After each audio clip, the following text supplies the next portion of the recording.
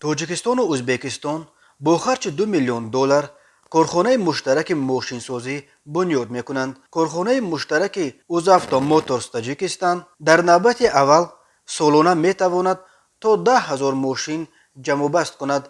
در آینده اقتدار تولیدات کارخانه تا به 35,000 ماشین در یک سال رسانیدنی اند. سازشنامه درباره تأسیس کارخانه مشترک اوزافتا موتورز تاجیکستان در حاشیه نخستین همایش بین منطقوی سرمایه‌گذاری تاجیکستان و ازبکستان که روز 9 ایون در عرفه سفر رسمی پرزیدنت ازبکستان شفقت میرزیویف به تاجیکستان در شهر بختار دایر شد، بین شرکت‌های الومین ساختمان از تاجیکستان و автосаноат اینوست به نمایندگی از کارپوراسیای اوزافتوصناعت امضا شده است. اوزافتوصناعت در سامانه‌اش خبر داد که توافق درباره تأسیس کارخانه ماشینسازی در جریان سفر وزیر صنعت و تکنولوژی نو تاجیکستان شیرعلی کبیر به ازبکستان در تاریخ 21 اپریل سال 2021 به دست آمده بود.